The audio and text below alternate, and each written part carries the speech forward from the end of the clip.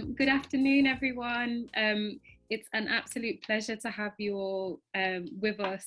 So many of you, I'm like, it's the middle of the day where we are, so I don't know what time it is where you guys are. And for that reason, please, in the chat, let us know where you're zooming in from today, because I saw some email addresses and I'm like, there are people from all over the world with us by the looks of things. So thank you so much. Please let us know in the chat where you're zooming in from. And one thing that you're hoping to walk away from with this conversation. Hi, Edwina from Manchester. Let us know what you want to walk away from with this conversation. My name's Amara, and so what I'm going to do, I'll get through all of the functional stuff first, all of the Zoomy things. Then I'll give an outline of how we're going to spend the next couple of hours together. And then we're soaring, to be honest. So in the first instance, we want this to be as safe a space as possible. And by that, we mean one that's free from any abuse of power. So by that, we want to respect each other, which means we're not going to stand for any form of racism, sexism, queerphobia, transphobia, ableist rhetoric, any other ism that's rooted in the harm of other people. And it feels important and quite upsetting that we still have to say this, but it feels really important to mark that out with the philosophy of this space that we're trying to grow. Most of us know how Zoom works by now, but if you need any help with any functions, or if you're having any tech trouble or anything, please comment in the chat, or if you DM, there's an account, MAIA. If you DM MAIA, one of us will get back to you. All roads lead to Rome, and we'll do what we can. You're most welcome to keep your camera on or off, although it is lovely to see so many faces, and just to understand like who we're in community with today, but of course we acknowledge that that's not possible for everyone. We just ask that for now we keep all mics off, and we'll save space for conversation later on. You might notice if something happens, you might see that the team have turned your mic off because something's disturbed the conversation. We just want to keep it as smooth as possible, but please don't take any offense if that happens. So we are recording today, and hopefully we'll be posting this at a later date, but it depends how the conversation goes. You know, some things may emerge and it's like, actually that was just for us, whoever was here at the time. And so unfortunately we haven't got captions for this conversation while it's live, but we will be providing closed captioning for the recording afterwards. I'm here with my children, so you will at some point see my children run in and out. If your children are running in and out, if you have pets, plants that need tending to, lunch that needs eating, please, you know, all are welcome, not an issue at all. And finally, please keep all of your thoughts, all of your energy, any references, questions that you have that are surfacing over the next couple of hours, keep them coming through the chat. I'll try and feed as many of the questions and things in the conversation as we go, but I feel like they always serve as such a powerful archive and a resource in their own right. So we want to keep that chat alive. And it's incredible to see people who are from Borsal Heath in Birmingham, from Dartmoor, Bristol, Montreal, Isle of Skye, Nottingham, Geneva. I mean, guys, we're doing all right here. It's a pleasure to have you all here. So for the flow of the day, I'll give a little bit of a context of the conversation. Then we're going to hear from each of our incredible friends. Hersey, by all means, you're welcome to stop sharing the screen now so everyone can see each other. We'll be joined by our incredible friends, Joon-Lynn, Nabil and Jack, who most of you probably already know or will be familiar with their work of some kinds. And if you're not, I'm even more excited for you because they're all dope, like incredible people. And then, so we'll have a 15-minute comfort break. That will be in about an hour's time, so about 2:10. We'll have a break, and then we'll return for what will undoubtedly be a life-affirming conversation. So as I said, my name's Amara. I'm here with the MAIA team today. If you're not familiar with MAIA, we're an artist-led social justice organisation. Essentially, we're exploring like, what does it mean to move from imagination to liberation? What are the pragmatics of that? How do we practice what liberation feels like, both in our bodies, but also how it manifests in the world? And how do we work with artists inside of that? And we do this because we believe that artists are already, I guess, flexing a muscle. I'm trying to think of another metaphor. We're already flexing muscles in imagining beyond our current reality. We do that, we make work from our conditions, from our material resources, from our imaginations anyway. So our work is asking, well, what happens then when artists are resourced to flex that muscle towards a liberatory horizon? What then emerges? What then could be possible? So this conversation today feels extra delicious. And it's because, so it's the first conversation that we're having as part of MAIA's Life-Affirming Infrastructure Lab, in which we've got a whole program of talks, workshops, and artistic experiences with the inquiry. How do we shift from a cultural sector into a cultural ecology that affirms life, and one that builds infrastructure from that spirit of affirming life? So today's conversation felt like the most incredible way to start. It's titled Building Ecologies, Not Hierarchies. And I feel like the plurality, so hierarchies, you know, ecologies, the plurality is important. And I think about, this isn't about building a singular anything. How do we move beyond the individual? How do we resist that temptation to imagine these sort of singular, homogenous, a future into futures? And this is something that I'm really hoping that we're going to get into conversation about today. So we're honoured to be joined by three people I admire oh so very deeply. And I have no doubt, if you're not familiar with their work already, by 3 o'clock British summer time, you will also. We have Joon-Lynn, Nabil and Jack. And I thought before we get into the depths of what we're about to get into, we should just check in. You know, we should just say hi. So how are each of you today in this moment? What's on your heart?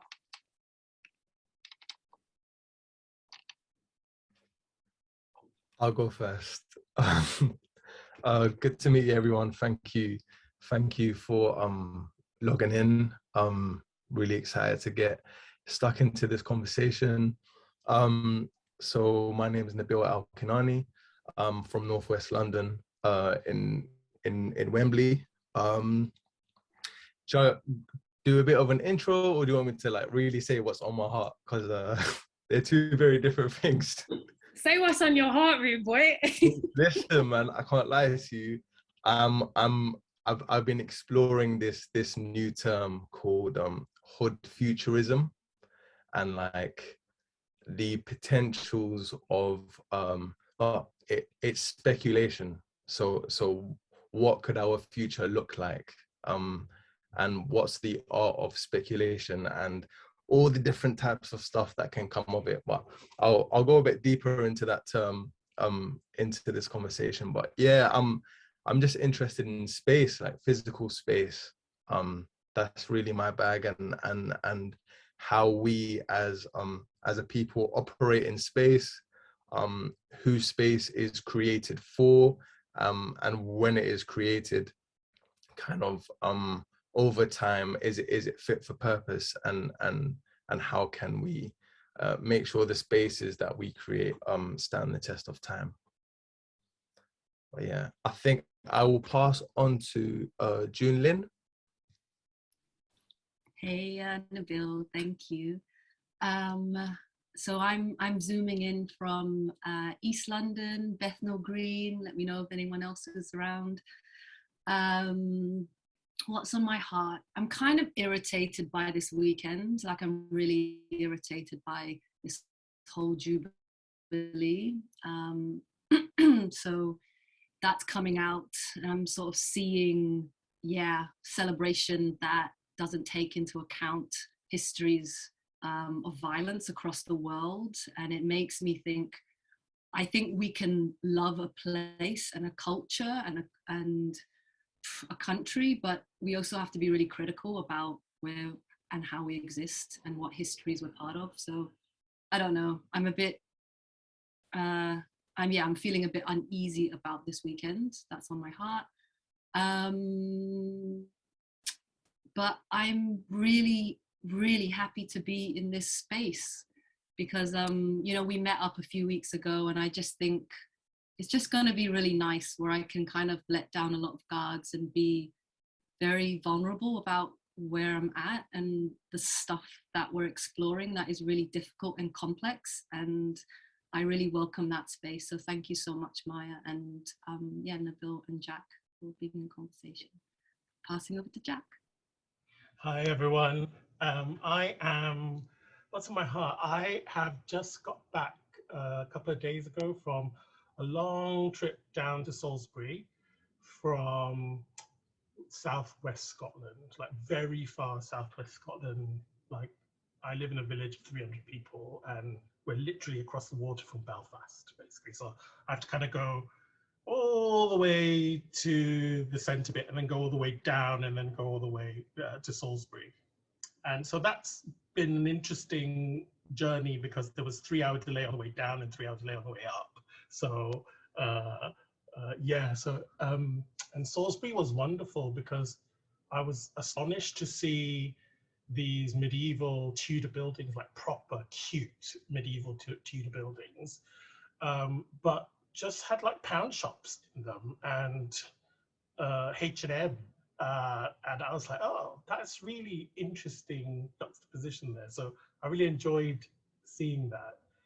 And then on return to Scotland, I returned to the news that the Church of Scotland has voted to allow equal marriage. So I am just really happy to be in this country. You know, I feel like it, I mean, I'm not Christian, but I just feel like it's a place that sees me, you know. So, and I think Nabil's talking about place, and I feel like I'm growing to trust this place and hoping that it will return my trust. So that's kind of where I am right now. Thank you all so much. Thank you so much. I feel very, it's been a really difficult week with so many personal things. Like there's been a lot of pain surfacing this week.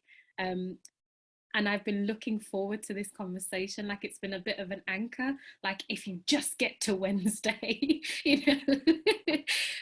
And I feel like, you know, in lots of different ways, I really consider you guys, you know, and so many people in the chat as well, like you're all teachers, you know, in my life. Like you're all people that I really look to, and it's not just for the work that you do, or like the, you know, the work that we do in this world, or, you know, it's not about your CV, but it's who you are as people and the spirit that I think that you lead with, that I deeply warm to and I look to. So I was like, yeah, man, Wednesday's here. It is Wednesday, right? So I asked each of you guys to just take some time and help us drop into the world of each of you. Like, you know, it would be great to kind of do a zoom in on each of your practices, each of the projects or the bits of work that you do that really speak to this idea of building ecologies, not hierarchies. What surfaced for you when we invited you to have this conversation in that context?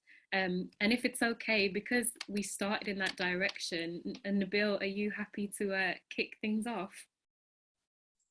Yeah, for sure.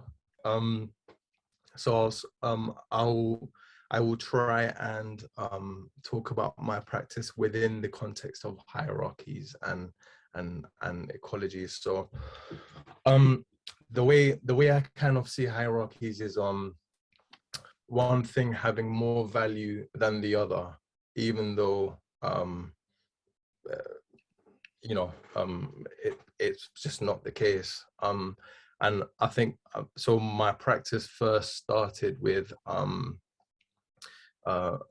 individual called Andre Anderson, and we put together this curriculum called Authors of the Estate, and it was kind of a really important piece of work, purely because it was based around narratives.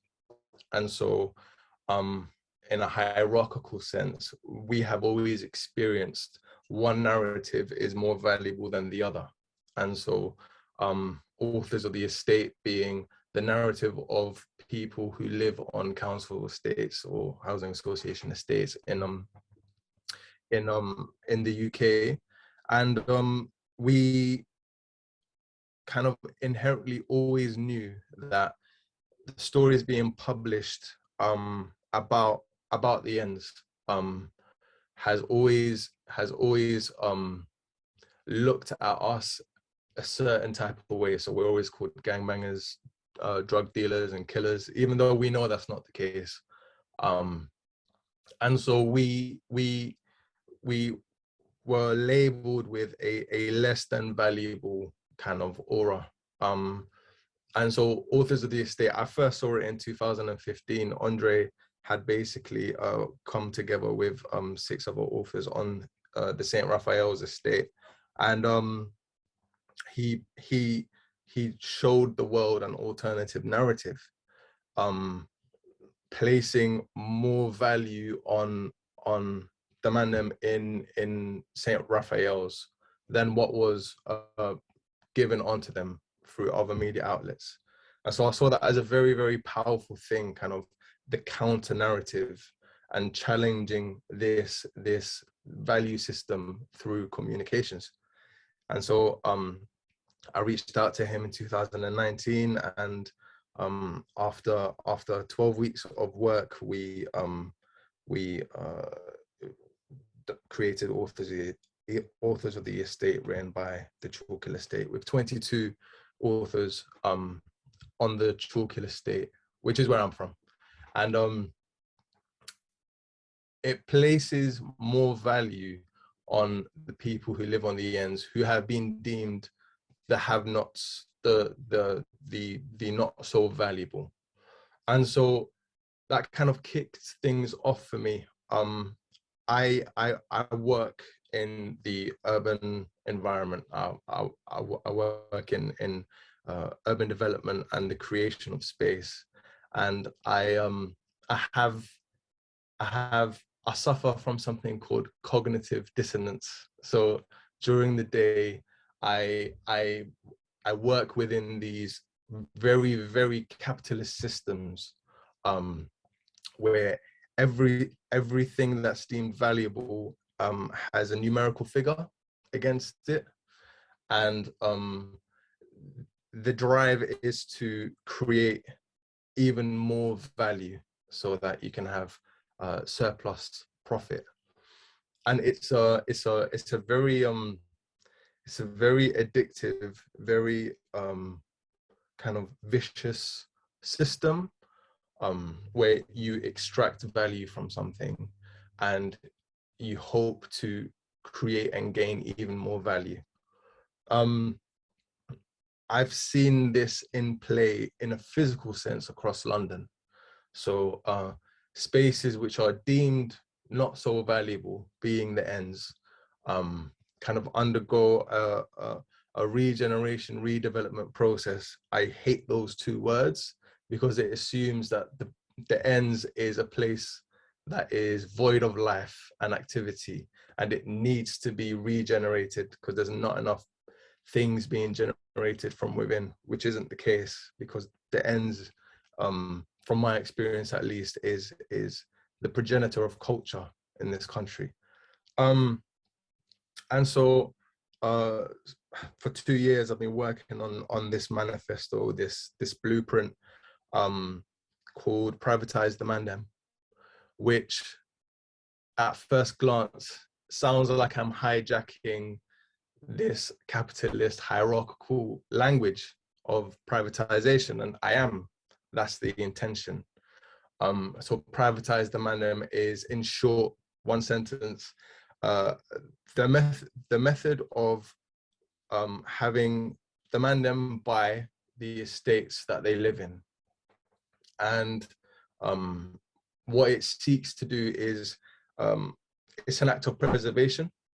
It's a protection from the wider system that we're living in at the moment, which is the West. It's a capitalist system. It's a system that values nothing but the pound.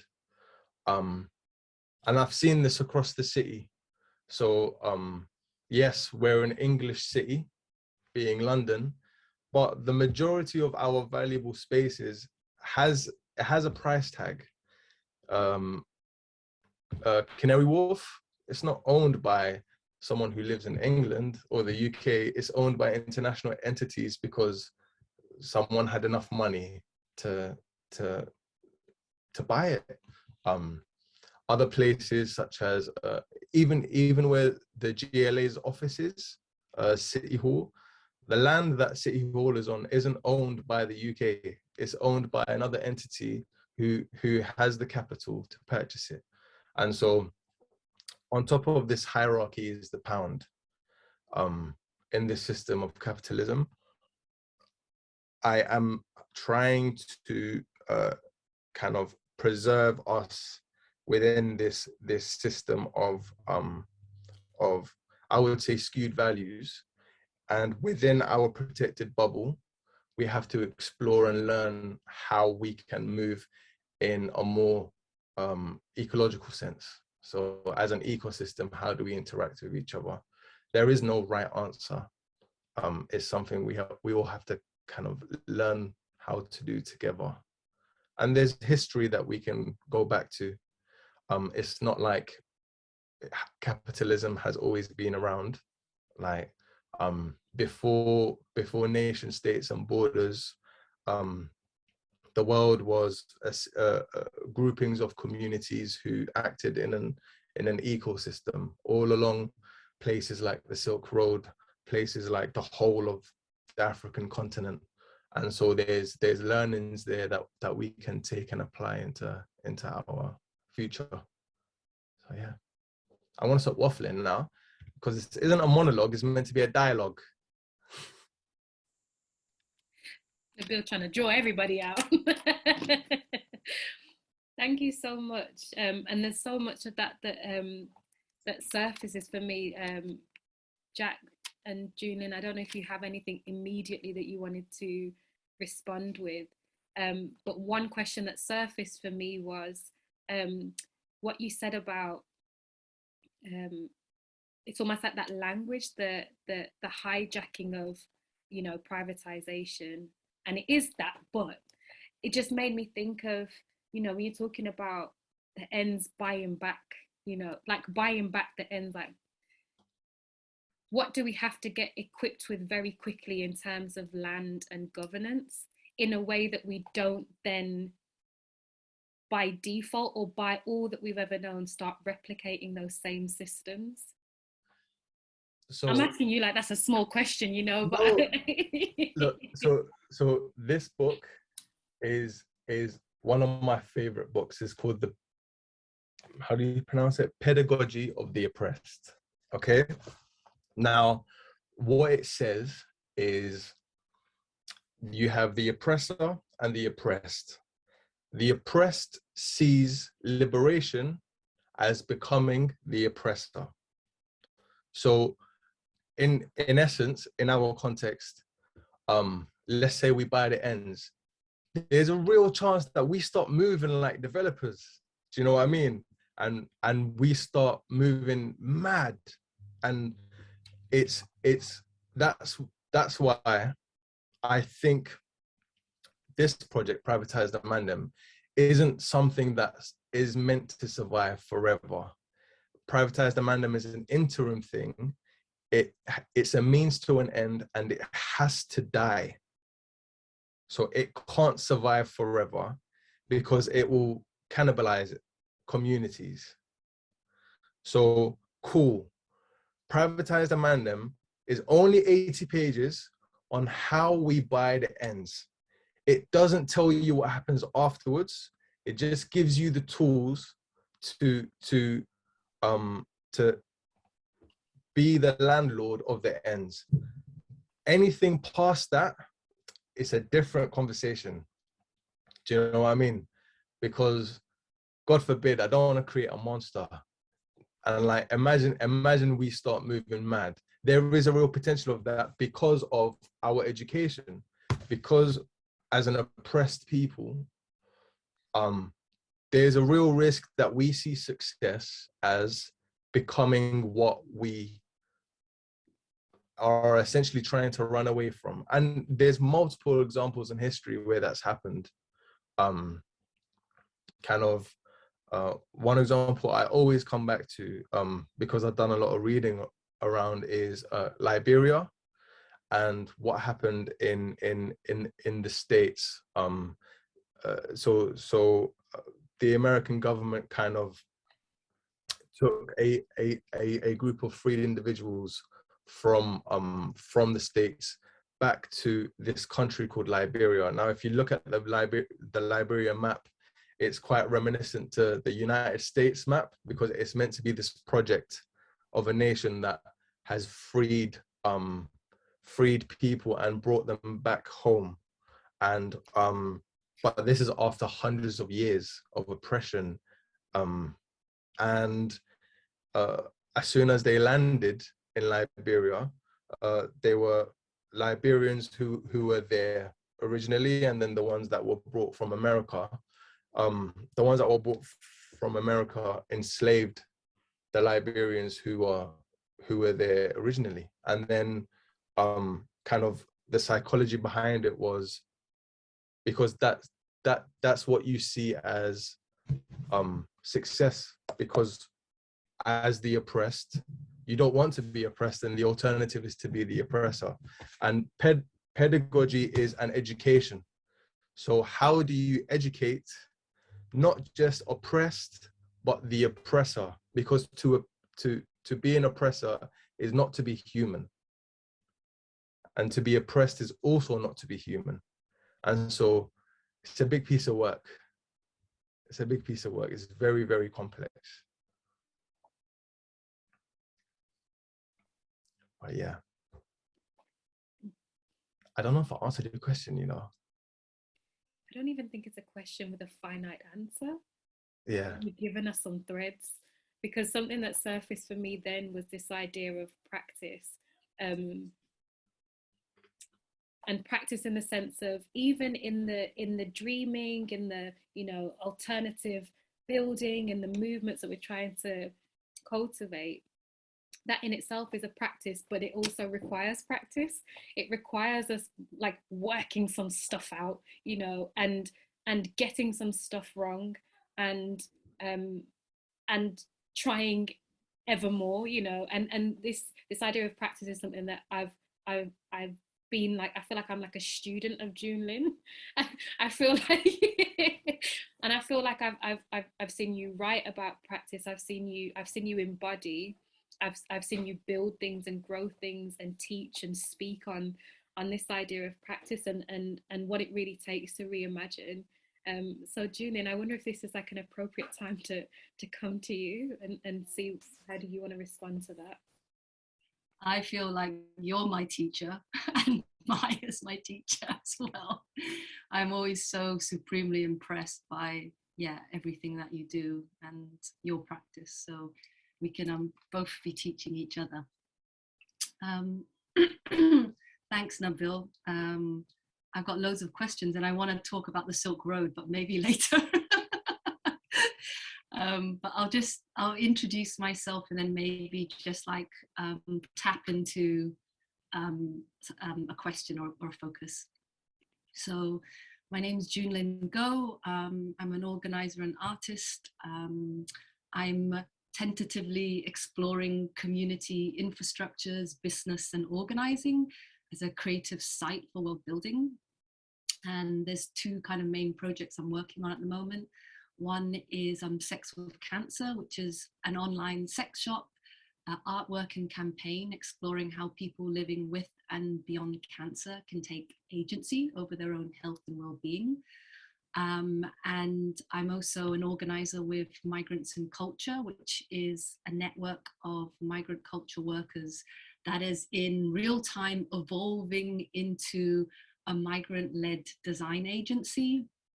And we think about design in its most expansive sense. So how to grow creative skills, how to nurture migrant methodologies, and how to build community infrastructures for a wider civic and migrant justice movement. So my background is in performance programming and producing, and also community organizing with migrants and diasporic communities. And I think over the last 5 years, these kind of two bits of my life, which I kept very siloed, kind of has led me to embrace the idea that organizing is science fiction, because it's such a creative act. In which global majority people, especially those who have experienced migration, displacement, and diaspora, are protagonists of change, and in which I'm prioritizing how I can nurture our collective imagination and our capacity to live without borders. So again, like Nabil, like, woo, yeah, simple, simple, simple stuff. Why don't I just get a really easy day job, please? So as an organizer and artist, trying to work towards this like idea of no borders, it means navigating what feels completely impossible on some days when you're in conversation with complete cynics, to the other extreme, those who are experiencing the sharpest edge of state violence. No borders sounds like a complete waste of time. But it is that balancing act of like holding that immediacy of like survival and solidarity, and the stewardship of imagining and building a world that is fundamentally different for our generation and the next. So in the same token of like absence and presence, I always think about how can I resist and create at the same time. So I'm really thankful for the precision and the clarity of the language and framing of this program of life-affirming infrastructure, because those two things together is so powerful, it's so precise, and it allows us to focus on the breadth of work that we need to do that is intergenerational and regenerative and ecological. So I just want to drop into just thinking about infrastructure as an artistic medium that asks us to imagine and reimagine background systems and structures that either give or deny us access to relationships and resources. And when I'm thinking about infrastructure as an artistic medium, I guess I've been thinking through 3 prompts at the moment about how we as artists, organizers and builders and designers are intentionally and imaginatively designing our containers, connections and practices. So those are the 3 things I want to talk about. And just because that sounds completely abstract, I'm just gonna share my reflections of how migrants in culture is actively evolving from a network into a migrant design agency. And that maybe helps us kind of put some concreteness on those 3 prompts, but I'm sure you're carrying it in your own head with your own containers, connections and practices. So the first prompt is, what container, i.e. organizational form, business model, structure or vessel are you creating for your vision and for your practice? That's the first prompt. And I love the word container, not to categorize, but to contain, with the words of Ursula Le Guin, who writes in a really short piece about how early human technology was not the stick or the spear to hunt, but a container, you know, the rolled bark, the kind of woven leaves or the net woven even from our hair to take home food, medicine or something sacred that was to be shared with others in our community. And to her, a novel is a type of container. It is a book that holds words, and it is a carrier bag that contains fiction. So I love this notion of the container, and it helps me think about why migrants and culture is shifting from a network into an agency. So in 2018, we started as a voluntary network of culture workers that were trying to make visible and challenge the impact of a hostile environment policy in the culture sector and the culture workers.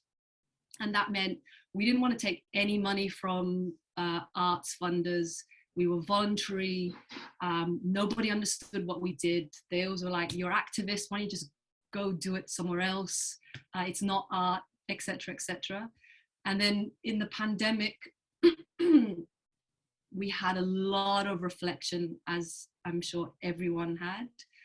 And we kept thinking about what was a better kind of container for us. And we thought about, you know, an artist-led business which could allow migrants to align our livelihoods with our values and our visions, i.e., how do we better support ourselves when we're working precariously, when we're exhausted, and how do we create sustainable and safer spaces that don't co-opt migrancy and internationalism for art capital. We also thought about how an artist business stroke design agency could allow us to act on a one-to-one scale of operations, i.e. move out of a space where art making is a scaled down model or a representation of things in the world, but instead something that can operate in the mix and the scale of daily life. So moving out the practice from representations of migrant justice to working within and alongside migrant justice movements and actors.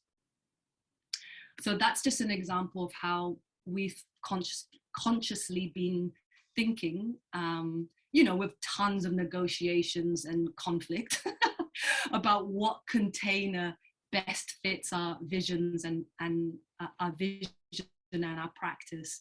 And I'm sure it'll be different in everyone's case. The second prompt is, how is your container facilitating access to relationships and resources, be that social relations, civic decision-making, health, or material needs? And I like this kind of question because it asks how a container becomes infrastructure. And the Grassroots Policy Project in the US say it quite simply. So they work with social movement infrastructure, and they say, useful as one organization may be, it is more important to focus on the connections between the pieces, not just the piece. A single organization isn't infrastructure, just as value in isolation isn't meaningful.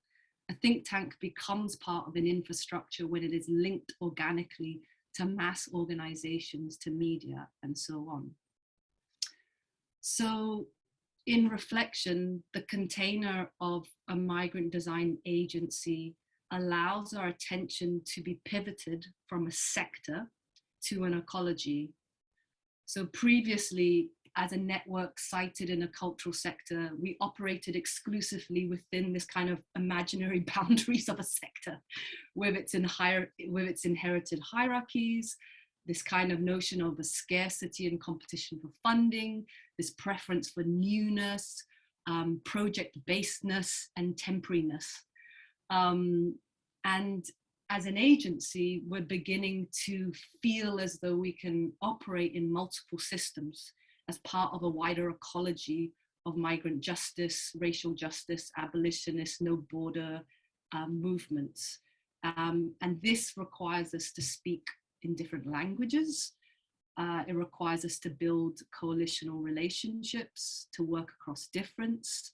And it recognizes that a long game in social movements requires not newness, project-basedness, temporariness, but maintenance, repair, and adaptation.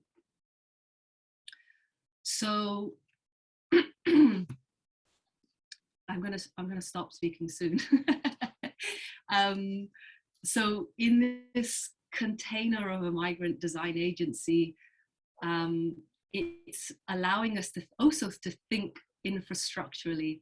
So how are we best facilitating access to relationships and resources if we're in this connected ecology, if we want to maintain, repair and adapt this ecology that we're part of. And a major part of starting Migrants in Culture was trying to find a way of connecting the relationships and skills between migrant culture workers and migrant organizers that we always saw there was a slight gap. And of course, there's always crossovers, but how do we really build infrastructure to knit these people together? So that's the work we're doing now. We're trying to think, if we're designers, which we're not, because we're not designers, but we're taking it on. If we're designers, how do we design the ways in which we can build this connection? Because culture workers bring in their radical imagination and their creative communication skills to support a wider migrant movement, and migrant organizers want and really desire a way to experiment with creative ways of facilitating with space, storytelling, engaging with the wholeness of people that are turning up. So one experiment that we're doing now is Paperwork, which is an open source Rhizo printing program.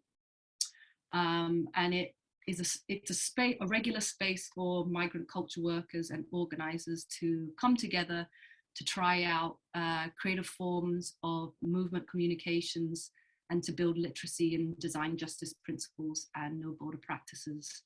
So one small example of moving away from project production to connecting and strengthening relationships and capacities that will make us more resilient in the long term.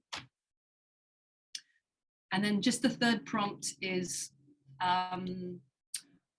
what practices are shaping our containers and connections to affirm our collective safety and care? This being the planet, all living organisms, this and into the next generation. So again, like if we have these containers and connections, how are we shaping it?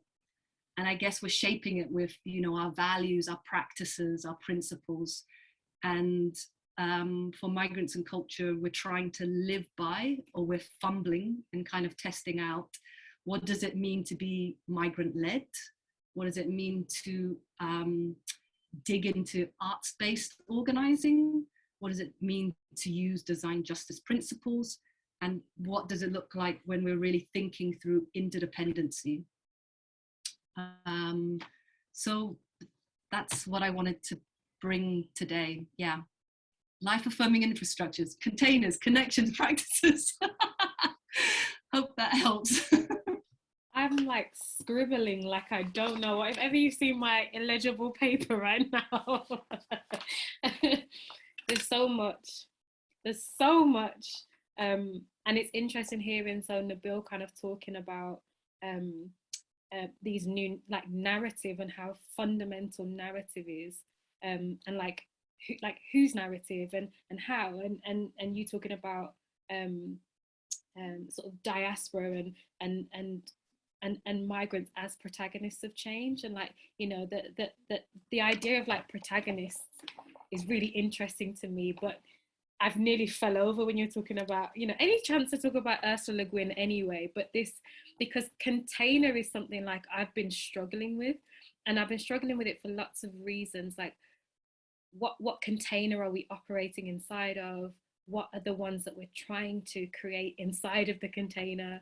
And what are the contradictions that emerge within those? You know, and what are the contradictions that we're prepared to live by? And I'm like, okay, this is something I have to do, or this is actually my non-negotiable. Now I'm inside of this thing.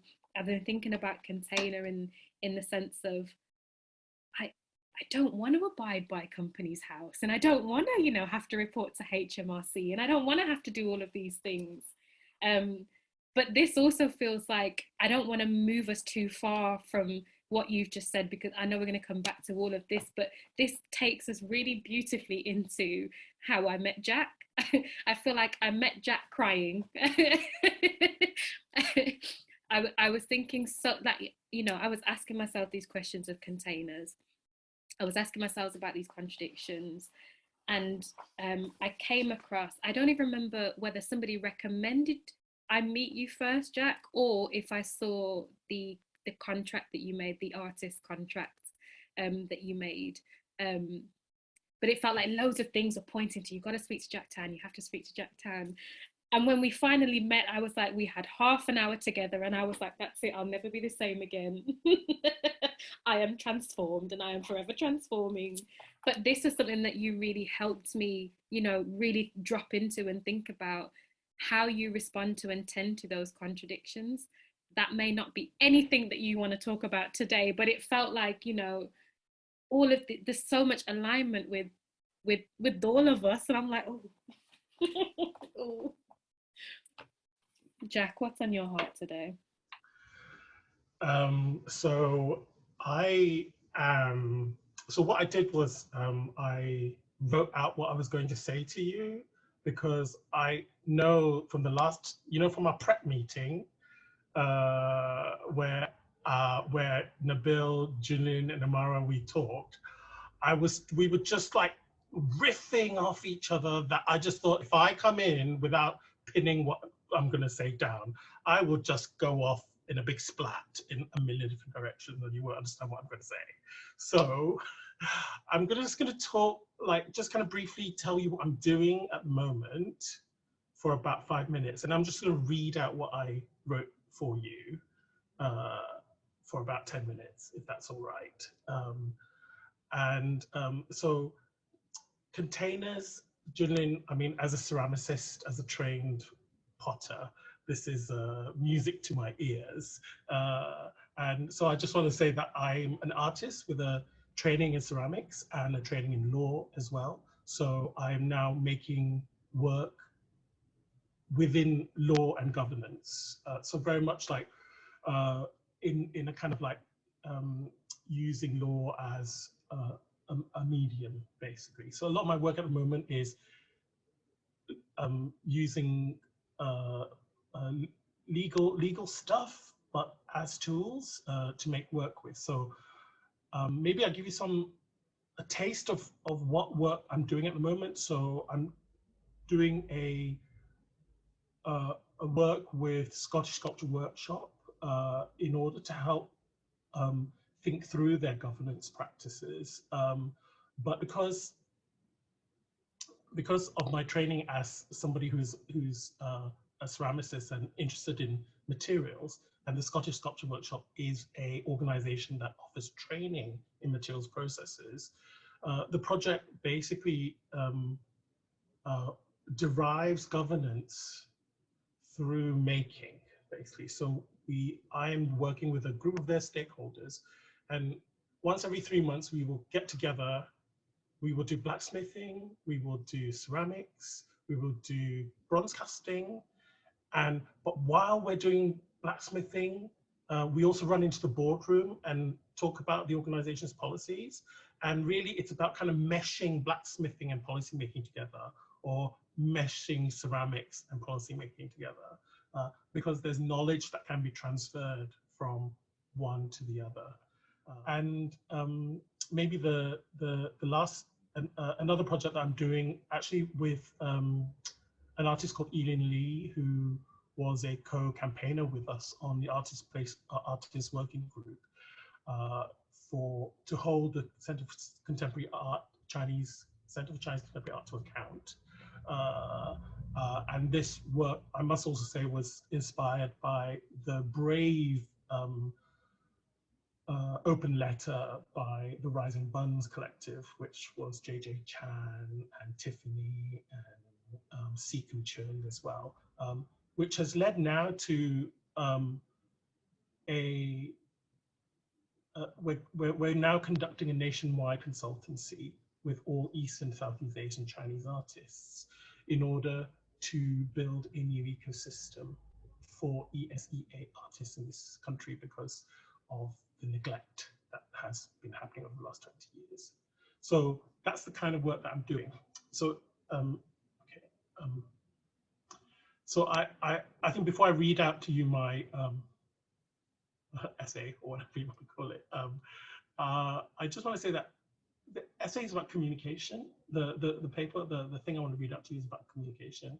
And the reason why I have all these projects, and you can go to my website and it all looks really lovely and like, wow, it's amazing, right? All these perfect projects. But actually one of them's like resulted in a complaints procedure where I've had to go through a massive complaints procedure leading to the resignation of a board member for yeah, just unacceptable and hostile comments to me. Then another project has resulted in, finally got to the point where we signed a contract, but it took 2 months to negotiate the contract in sometimes quite hostile contract negotiations. So I'm sort of exhausted at the moment, and I'm reflecting why I'm having to do all this work before the work starts. And I'm thinking, on my reflection, I think it's something to do with communication breaking down, or the nature of communication. So I'm just going to read this thing to you about communication, if you don't mind. Okay. So currently I'm reflecting on the problem or challenges of communication. Overwhelmingly, I feel a sense of alienation from my peers due to overly busy lives and the lack of practical sites of connection, either through distance or from COVID isolation. And also alienation caused by institutions who don't communicate, or who communicate only when they want something from you to serve their own goals and perspectives, i.e. they objectify me, or they miscommunicate, misrepresent in some circumstances, wittingly or unwittingly. In this regard, I wish to make a distinction between conversation and communication, where communication, as used in marketing, public relations, and branding language, means the conveyance of messages. This contrasts with conversation, where a more than messaging can happen. And I will talk about the more than messaging a bit later. But first, I want to talk about institutional messaging. I'm proposing that a dominant culture of messaging in an organization is evidence of a culture of hierarchy. An organization might look like it's horizontal, but hierarchies can operate and present as horizontal too. And one way to unmask these kinds of organizations is to consider whether it communicates or whether it converses with itself or with others. Hierarchies love messaging or communication. Messagication is super important to hierarchies because it allows the top or center to get messages or orders out. And orders is an important concept here because that's what messages are in hierarchies. The top or the center communicates orders, and the bottom or the periphery is supposed to obey by messaging back to acknowledge initially that they got the orders, and then later to report that they obeyed the orders. In this sense, messages have a logistical and militaristic background tone or worldview, and a militaristic effect if we're not careful about managing this tone. I'm not saying that messaging and communication is all bad. Organizations have a basal metabolic rate of operations where, in order to function, day-to-day or automatic communication is required, but it becomes problematic when the organization misstates messaging for relating, or that it tries to achieve higher functions or complex problem solving only through messaging and without relating. Of course, relating is time consuming, emotionally expensive, and labor intensive. It doesn't seem worth it, especially when you have profit margins to secure, salaries and overheads to pay, or funding outcomes to fulfill, or unlimited resources. These are all good excuses. But a good excuse is not necessarily a good rationale. Good excuses excuse you for a short time, like being excused to go to the toilet. But at some point, you have to come back to the room and catch up on what you've missed or deal with the problem at hand. An excuse isn't meant to be forever, but the problem with indefinitely putting off the work of relating and replacing that work with the expediency of messaging, is that eventually the system fails. Good people leave, reputations suffer, complaints mount, risk increases, resilience decreases in organizations. So while a massification culture looks like a good idea in the short term, there is a long-term organizational cost. Instead, we need to shift from the logistical or algorithmic expediency of messaging to its beyond, which I think is conversation. I think the main thing I miss about, for example, being at art school or teaching at art school was conversation. Those times when you talked, not to get a job done, but to phase in and out with each other and with each other's practices, to talk, but also to be with, to talk, but not just with our mouths and in speech, but with our bodies, with our vocality, and in our co-experience of time. To talk in an open-ended discovery of what we know collectively, to learn, and how we are manifesting the world around us currently, or how we want it to be manifest. So when I left art school, though, conversation magically disappeared in my working life, mostly, and it suddenly all became communication. And it was communication with funders, with institutions, with other artists who might work alongside, but who I don't seem to work with. I think that is because the arts sector or the arts landscape is structured hierarchically, patriarchally, logistically, and neoliberally. It frames me as an object or primary producer of goods and services, like a farmer, or actually like a cow, and puts me in competition with my fellow artists. The alienation I feel from a vacuum of conversation and from having no choice but to relate within a culture of messaging is the result of these hierarchies. And I say no choice because the means to communicate or the tools that we use to communicate are all within hierarchy, the culture of hierarchy, like contracts, emails, planning meetings, funding applications, project plans, accounts. They are habitually assume the format that excludes relating. So I had a boss once who insisted on conversing instead of communicating. I think it's because he's an artist and very likely neurodiverse, and he simply could not accept orders from head office without understanding what the directive was for, what impact it had on staff and others, and he wanted to be talked to as a thinking human being and not a cog in a machine. It was one of the most productive jobs I've ever had, and also the most chaotic as well.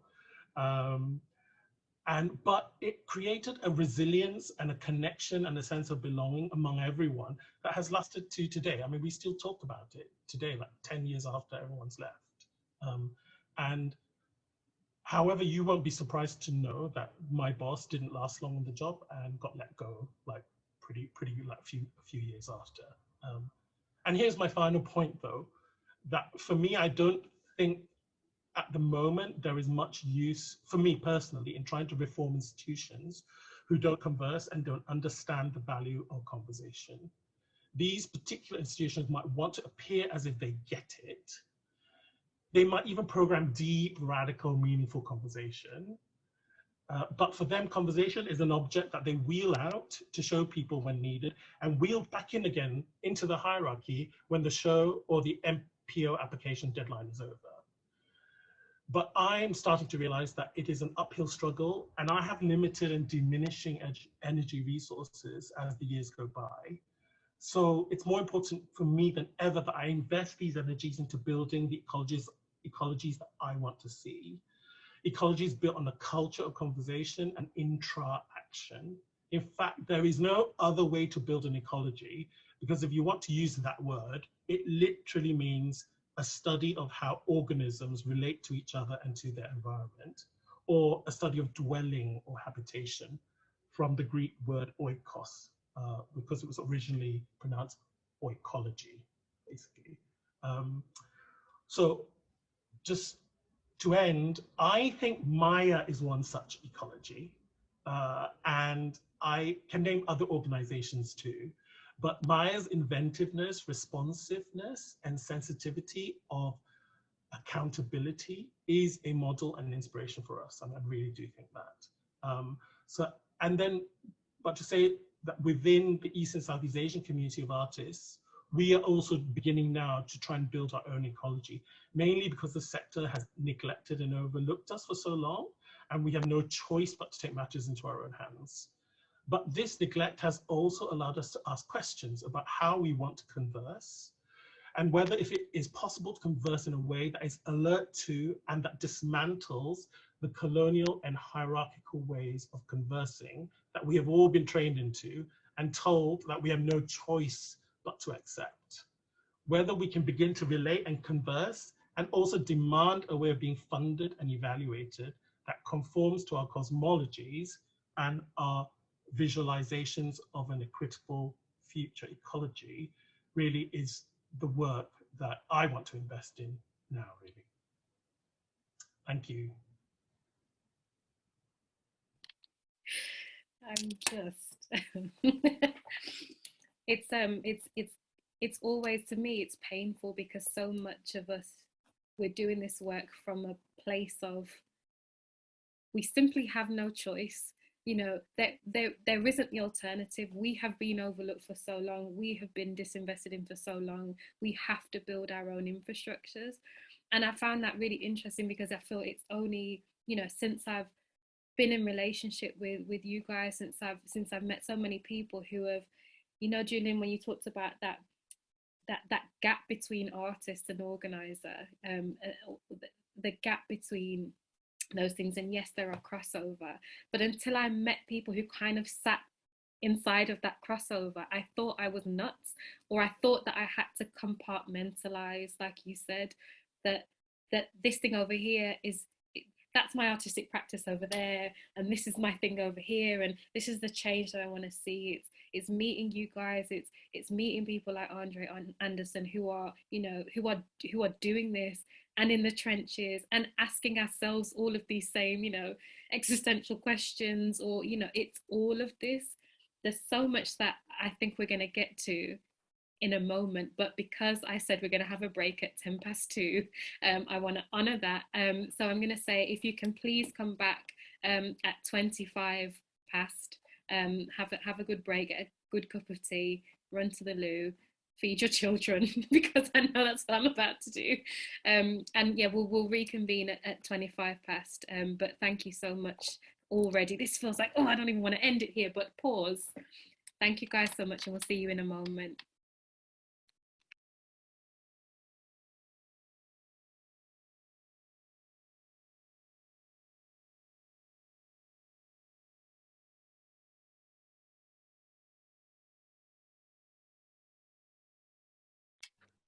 Hi everybody, welcome back. Not gonna lie, we've just spent 2 weeks at our first ever experimental art school in Birmingham, and we've been in the studio basically for about 2 weeks just making music and playing with like clay and like resin. Not gonna lie, I'm feeling very musical at the moment, so hey everybody. I found the album on Spotify. Mate. Listen, vibes. The vibes. It went off. It went off. It went off. Somebody put the link in the chat. we had a blast. Are you not making music videos? Are you gonna make videos for it? I mean, the sky is the limit right about now, you know, like some of us are recording, we didn't even know we could do that, you know, so I'm like, why not? Come on, Amber will be the video director.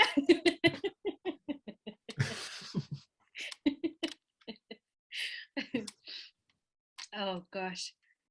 Hi guys, welcome back. How was your break? Y'all good? Y'all all right?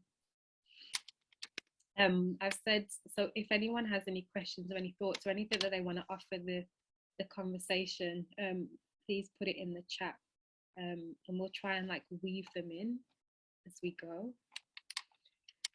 Oh my goodness, so much surfaced in that 40 minutes. I'm a bit like, okay,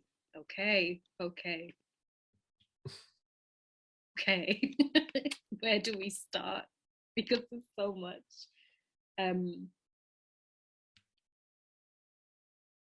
So one thing that, well, loads of things surfaced for me. One of the things that came up for me was,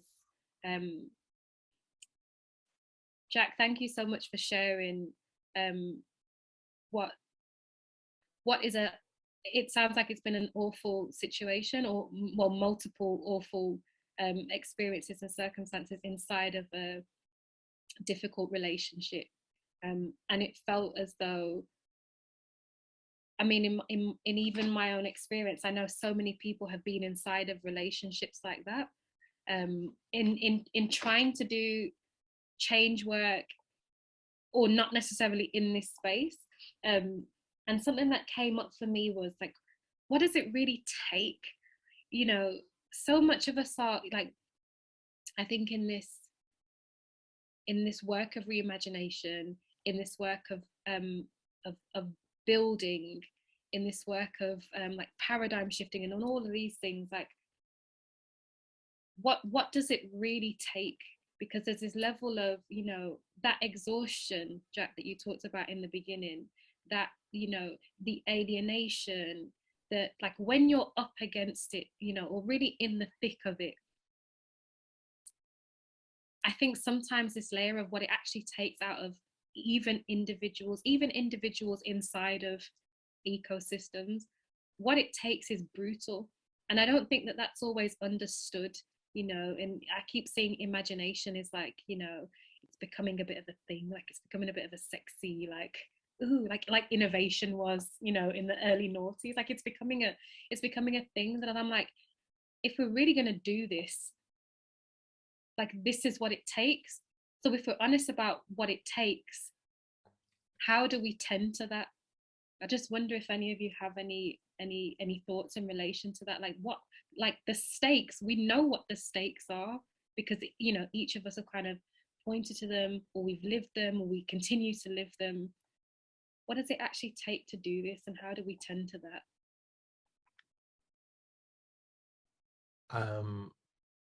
I'll respond first. So in my own practice, I found that the most I've been at peace, and the most I've felt creatively free and liberated, is when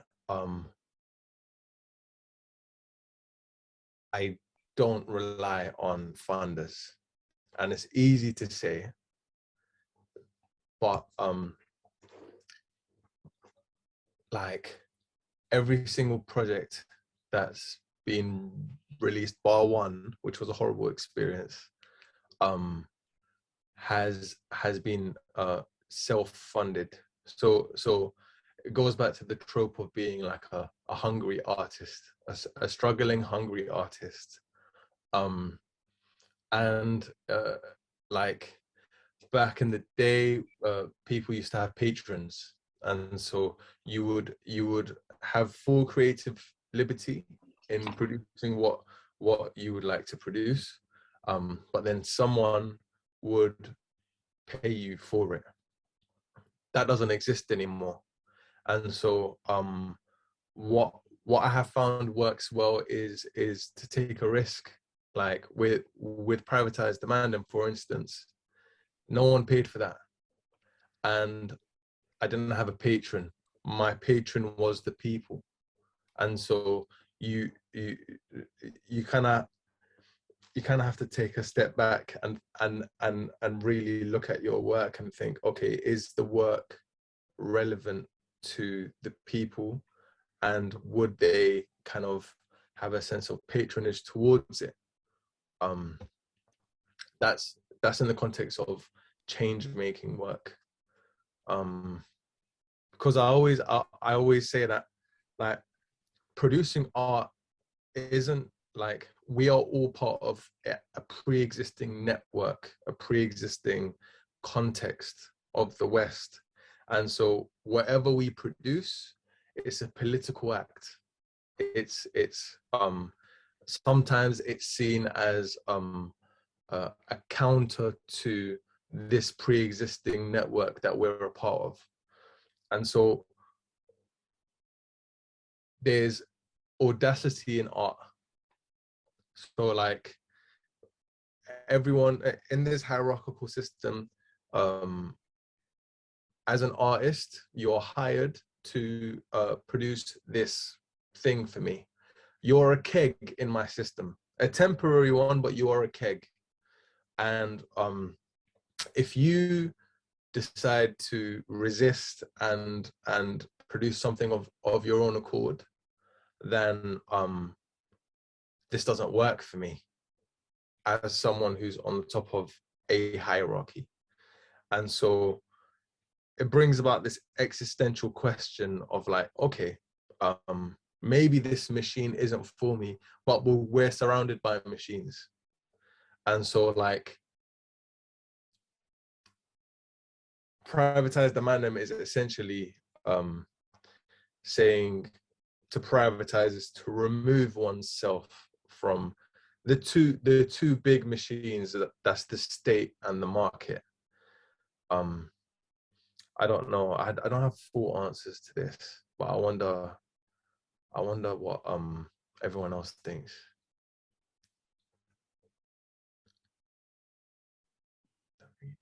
I can share. So Amara, the question was, how do we cope? How do we sustain ourselves? Is that right? Something along those lines. What does it take? And then how do we tend to those things? I think one of the most important things that Sex with Cancer taught me was about following pleasure.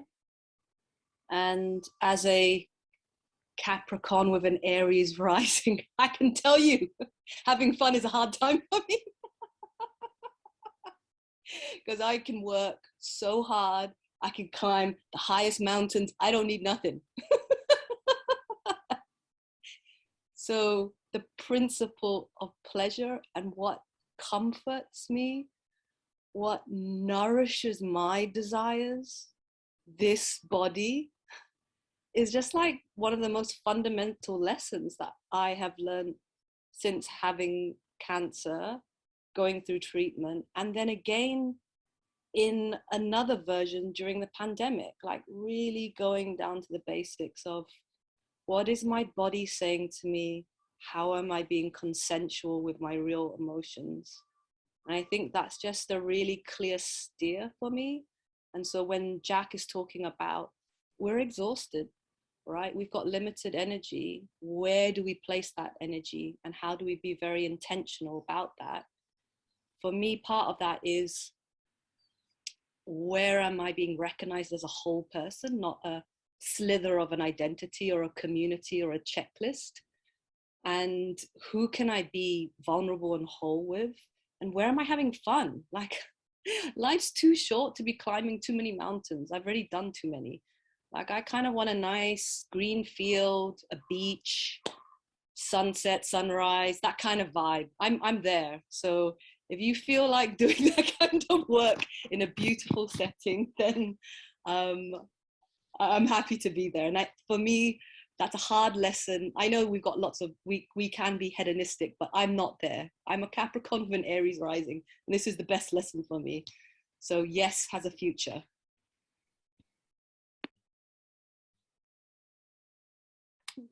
Jack, I don't know if you have, Yeah, I love that, Joon-Lynn.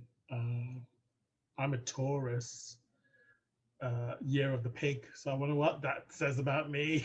It's kind of stubborn and greedy, but I don't know, like at the moment, right, because my hacks change all the time, but my current hack is really kind of three approaches I work with. So one is, so when I used to be a training solicitor, and my boss used to say to me, always work at 85%, never work at 100%, because you really need to have that 15% of time and energy ready, because you never know what's going to happen, especially with legal work. You know, things just come up all the time, and you've got to have that capacity to be able to work at.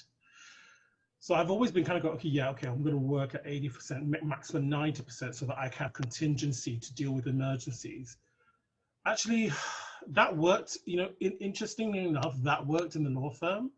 But working in the art sector, I feel like I've got to bring it right down to 65%, so that I have 35% to deal with the contingencies. And I mean, I would have thought working in a law firm, you'd need more energy, but actually it feels like in the art sector, I do that. So I take inspiration from, you know, like from disability thinking, of the idea of like crip time or spoon theory. Really like where you kind of go, okay, I've got 10 spoons today. I'm just going to use 7 because I know that it's more likely that I need these to spare these for myself because of the shit that happens regularly. So that's one way. But then the second part of that is overcoming alienation. This, you know, Amara reaching out to me and then connecting me with Nabil and Joon-Lynn, who I already know from before, is already like, oh my God, this just makes me feel like I've got more energy already. But really, again, like I kind of, another inspiration that I take is from the queer ballroom scene in Scotland. Really, it's like families of choice, when the structures that you exist in are either disapproving or hostile. You reach out to others who resonate with you, and they become your family. So Nabil, like when he emails us and says family, I'm like, yes, you know, I feel so, yeah, energized by that. Thank you, Nabil. And then really, but families of who I consider a kind of cloud of witnesses for me, people who are around me, form a mist or a cloud, or they haunt me, and they create a buffer zone around me of intellect or of actual friendship. So, and these might be people who exist now, who I feel are witnessing my work and are alongside me, and people who I never have met and might be dead. You know, Ursula Le Guin is one of them, who is one of my witnesses. Who I like to think, what would Ursula think of what I'm doing? You know, so it's people like that. Yeah. So those are the ways I kind of at the moment are my hacks.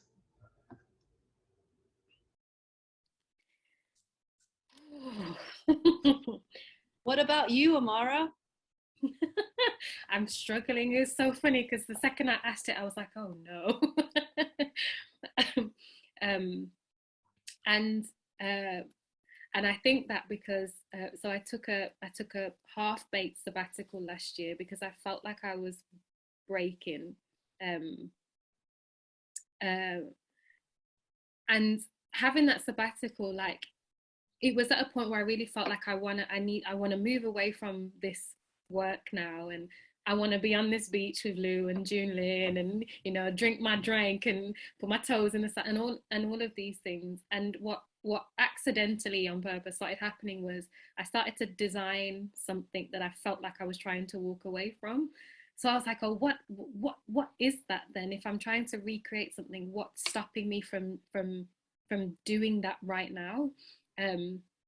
And at that time, we connected with Hannah Thomas, who runs Align Consulting, who are they're incredible. And I say that because we basically said we have all of these uncertainties, but we know what we don't want, and we know that we don't want to replicate the same systems of harm. We don't want to. The container, we don't want to build a container that feels like another container that's actually really extractive, or it's abiding by certain things. And processes that we don't believe in. So we said like I don't want MAIA to be a hierarchical thing. I don't want it to be top down, nor do I believe that it should be bottom up, because I also don't feel like that's a shape that feels generative, and it's still centered in some power struggle somehow. And then I said, but also we've tried the flat thing, and the flat thing to me doesn't work either. Not for me, not for my context, not for my perspective. Because I don't feel flat is ever truly flat. And what happened was, Hannah Thomas, I'm going to try and share my screen if you guys can pretend that you can't see all my tabs. I'm going to try and share my screen on something that isn't shared publicly yet because it's still a draft. But what Hannah said was, well, what happens if your organizational structure was neither flat nor triangular, but what if it was a solar system? And what if so Hannah was like, Apple is a solar system, but Steve Jobs was the sun. And Hannah said, well, what if instead of Steve Jobs as the sun, or a person as the sun, the mission and the vision of what you're trying to do is the sun? And how do other things then stay in relationship with the sun? And of course, in solar systems, things are forever moving, things are forever changing, they're alive. Sometimes stars burst, sometimes black holes appear, sometimes you find that there's a whole other galaxy that you knew nothing about, but you're always in relationship. And so that way of thinking just, it created breadth in my mind. It created a spaciousness in my mind in terms of what a container could look like. And then of course you have all the difficulty of, and how do we make that real? Like, how do we do this? And similarly, I'll say pleasure activism became a thing for me. And it was as much about the literal idea of pleasure as it was about, Aja Marie Brown talks a lot about fractals, I feel, in everything that she writes.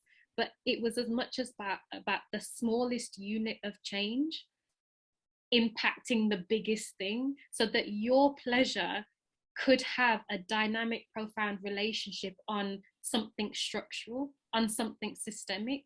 If we work out like how we do the interpersonal relationship better, which means I have some inner work to do, the more we can start to see that relationship with not only your ecosystem, but other ecosystems, other ecologies out there. So I feel like my hack has been introversion. And as someone who is I'm a performance artist, right? I'm like, I play these roles out there. I think people think that I'm quite an extrovert, but really I'm an introvert that plays extrovert very well. Giving myself the grace to just be internal has been really transformative for me. And I feel like, we say to the team all the time, like, I feel like my part of leading this bit of work that I'm leading is I'm trying to be so much myself that everyone around me also feels like they can be so much themselves, whatever that looks like, however that manifests.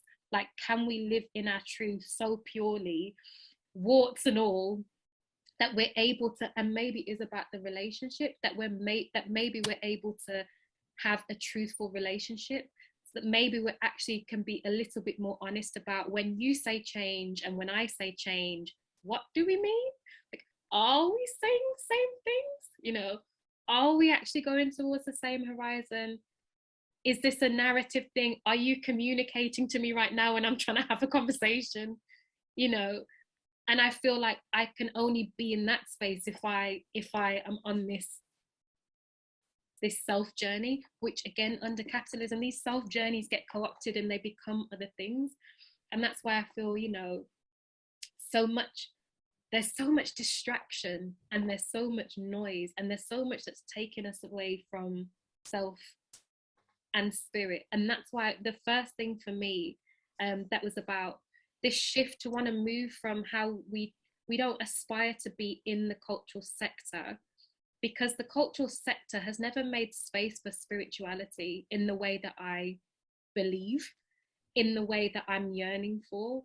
Because the cultural sector, you know, what you said, Jack, this sort of the neoliberal, the post definitely still capitalism, like all of these things, there is no spirituality inside of that container.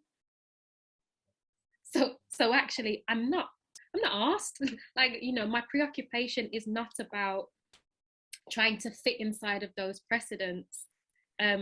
This is going to lead me to my question back to you guys. The precedents that I'm really interested in, and Nabil, you started this thinking, for me, is like, where are those spaces, those sanctuaries in my own life that I have felt any connection to spirit? Like, I could say it's the ends, I could say it's my granddad's house, I can say it's this tiny little box of a music studio that I spent like my teens in. So I say, well, can we build things from whatever it was about those spaces? Can we build from that instead? So MAIA is not trying to like build a white cube gallery, and we're not trying to build a black box theatre, and we're not trying to build a huge, massive auditorium that's designed by the best architect in the world that has, you know, won all the, like, we're not even preoccupied with that as a vision, but instead we're trying to like really drop into spirit. And I was gonna ask each of you, when you think about precedents, when you think about lineages in your work, what are all of the things that have come before that you're proximate to right now? We've talked about Paulo Freire, we talked a bit about Ursula Gwyn, but who are the teachers? Where are the precedents coming from in your practice?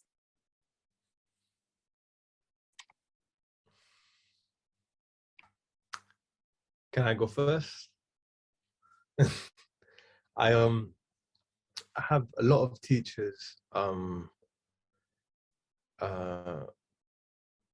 I'll touch on one right now, but he's not the only one. We're talking about pottery,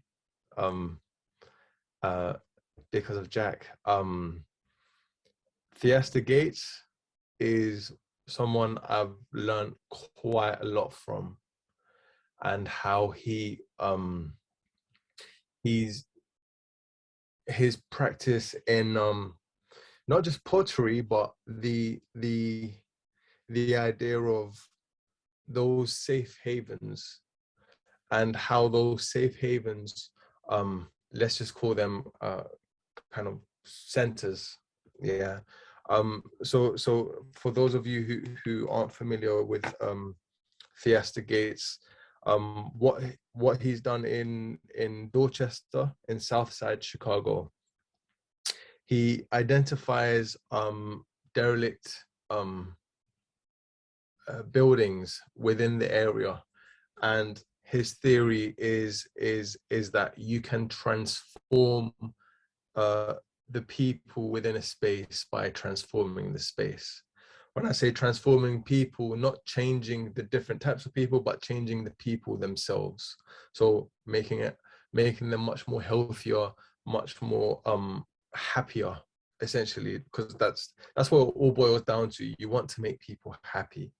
And so he identifies derelict places, and he's transformed them into like the Black Archives cinema house, or like art studios with housing, and these centers of culture that mean a lot for the people within Southside Chicago.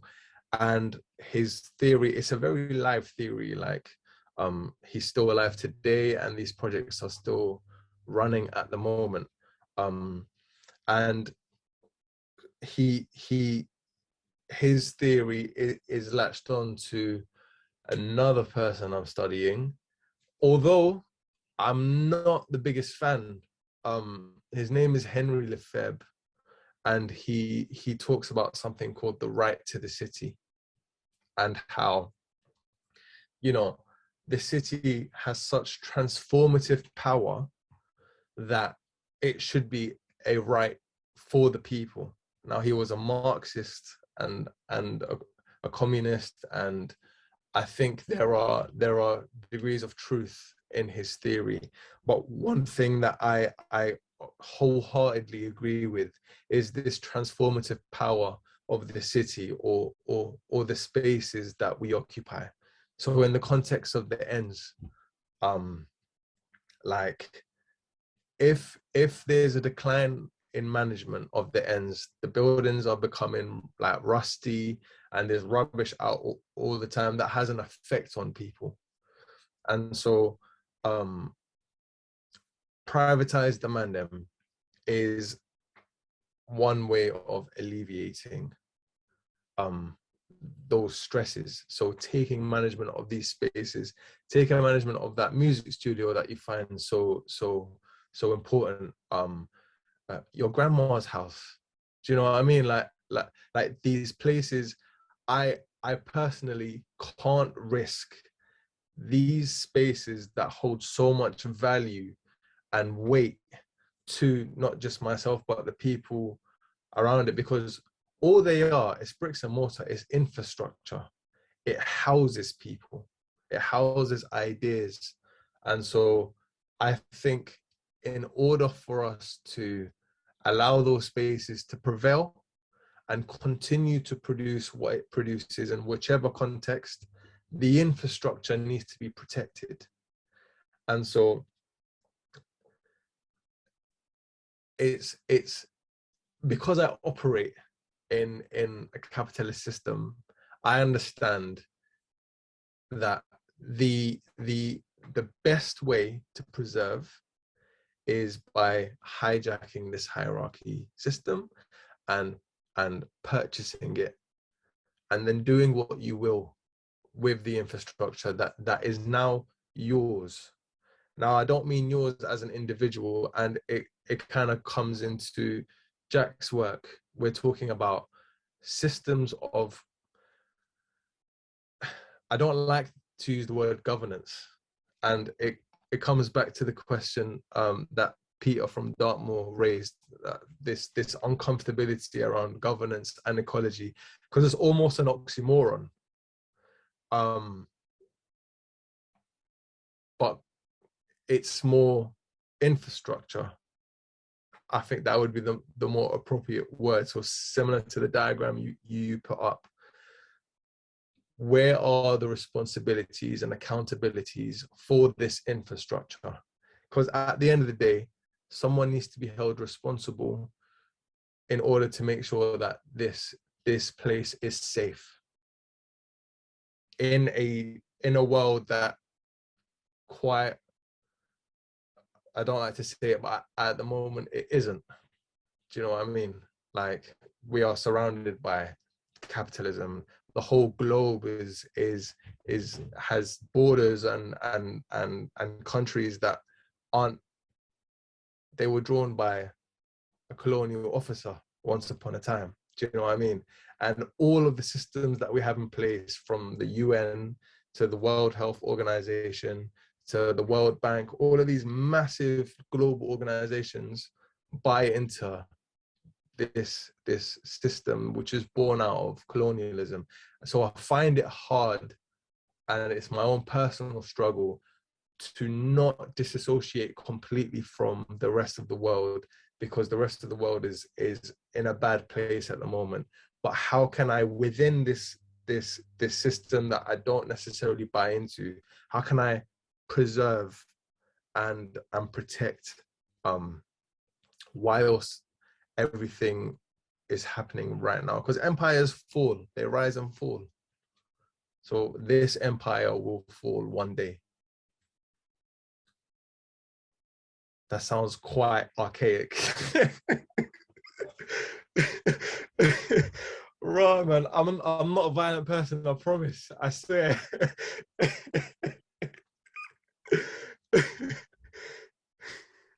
I wonder if Jack or Joon-Lynn, you have any thoughts on that, and also in relation to that discomfort with governance and its relationship with ecology. I ask that. I am mindful of time, so Lucy, I'm apologising in advance because we probably won't get to that question, but by all means, follow Nabil and and ask him, and let's continue this conversation on Twitter. But before we end, we might run a couple of minutes over. But Jack and Joon-Lynn, I just wonder if you want to respond to that.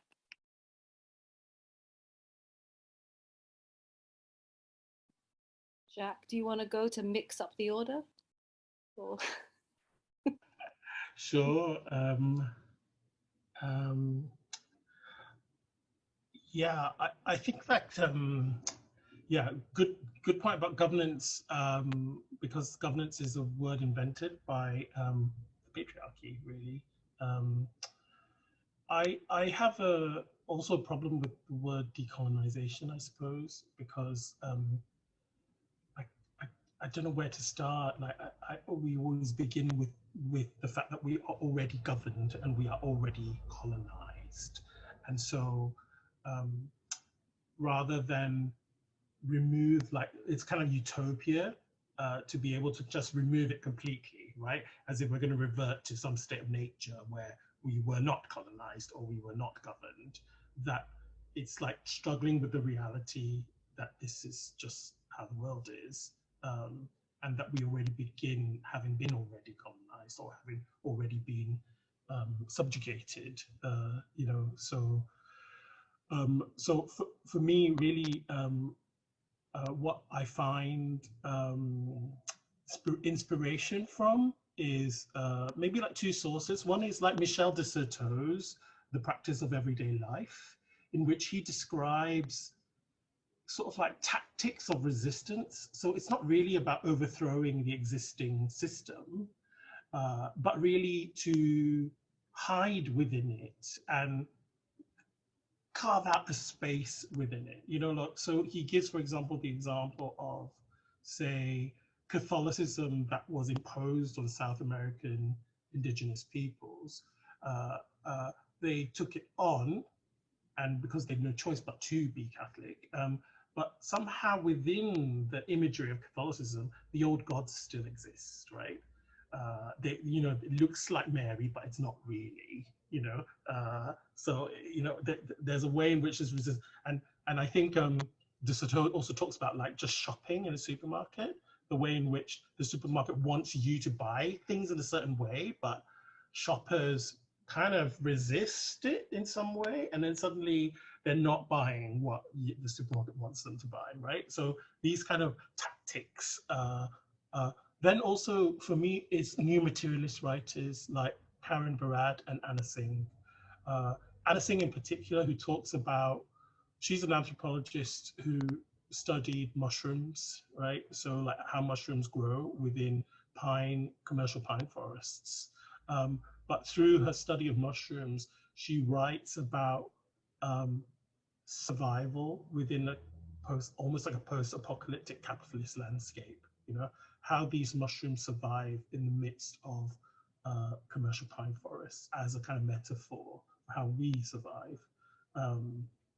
And that's given me a lot of inspiration because it's about finding the periphery, finding those spaces where we can thrive. And then I think to address the issue of spirituality, I'm more and more returning to my family's original faith of Taoism, really, which isn't really a belief in anything, you know, it's actually just a philosophy. And the thing that I return to is the Taoist cosmology, that everything is an ebb and flow, that everything is, the light's always fading and then it's always returning. The tide is always receding and then it's always coming back. And that this, like I look outside my window and I think, oh yeah, it's a nice sunny day. And I think that's fixed, but actually it's constantly growing darker. But the myth that I think it's fixed and it's going to be a sunny day forever, but actually it's constantly changing and I'm constantly changing. And that helps me know that capitalism isn't fixed and that our responses aren't fixed and things are always fading, disappearing and appearing. And there's something in that I find comfort in, that if we just endure, we will begin to see the tides. Yeah. yeah, I think I think lineage and inspiration is so complicated, isn't it, Amara? Because I think we're searching, we're constantly searching and trying to find things that are of our context as well. So often so much writing, so many inspirational thinkers are brilliant, but they're speaking about completely different contexts from the ones we're operating in. And they start to homogenize what change, social change or justice looks like. And so I think this is also complicated when, you know, maybe many of us come from histories of and lineages that are incomplete, that are displaced, that are fractured, that have approximated to whiteness in a lot of ways, and are trying to unlearn and reclaim the roots, as in roots, and also roots as in river roots of our wisdom and knowledge. And I'm really trying to find that, not only like inspiring people, but inspiring people that can speak to these multiple fractures and can speak to a kind of internationalism in which recognizes that all across history, we have been acting in relationship and reaction to one another across the world. You know, there isn't, history can't be bound by the nation state, and often histories are written like that, or like this idea appeared in the United Kingdom at this time. It's just like, well, where was its influences? Where did that come from? So I've been trying to find those writers who really acknowledge the relationships that we have across the world. And so I read Robin Kelly's The Black Radical Imagination book, which was so wonderful because it gave a history of the Black Radical Imagination, but in a very outward facing world internationalist perspective, which talked about Cuba, China, Maoism, the independence movements, all these incredible influences that were happening across, you know, decades of time that, you know, supported and nourished this kind of imagination. And for me, that allows me to engage in things when I see things spoken in an internationalist manner. Or Aurora Levins Morales, who writes medicine stories of, you know, in which her heritage is so complex and intertwined with histories of oppression and oppressed that you have to create a new kind of politics or a new kind of way of engaging with people where it can never be us and them. It can never be a simplified binary. It's always, this is part of my whole self. I am complicit and I'm also trying to rebel at the same time. So I'm seeking those kinds of thinkers that are really trying to bring us together and to try to really articulate those relationships and find what we want to keep and what we want to say, enough of this type of behavior. And I love the your digging out of Taoism, and I think I'm trying to find that as well, Jack, of you know, what are these ancient traditions and ways of being with change in the world. And yeah, I'm really curious about traditional Chinese medicine, which is very seasonal, which is a very much about a whole system, whole body and a whole system. So yeah, I think there's quite a few, but yeah, things that bring us together somehow. Yeah. I feel like I don't even want to end this conversation. And even then, even with what you each have shared, there are like 23 different threads that I kind of want to delve into. Hold tight for part 2.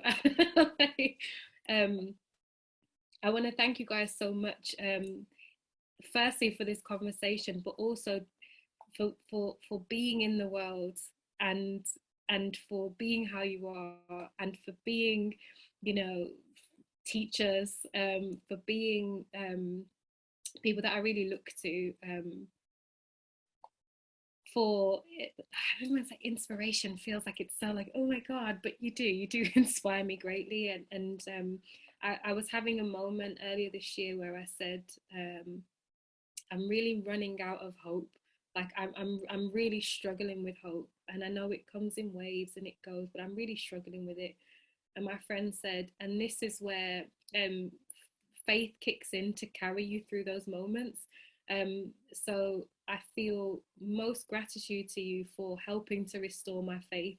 And anytime I'm struggling with hope, I'm like, we're all right, man.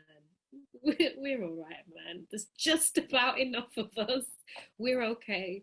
So I want to thank you all so much for this conversation. I want to thank all of you guys who have stayed 8 minutes past the time that we said, all of the guys who had to leave. Thank you so much for being with us. Please check out the rest of the Life-Affirming Infrastructure program, because we've got loads of things happening, but also please follow Joon-Lynn, Nabil and Jack, because the work that they're doing, but most importantly who they are, is really something in this world. So thank you all.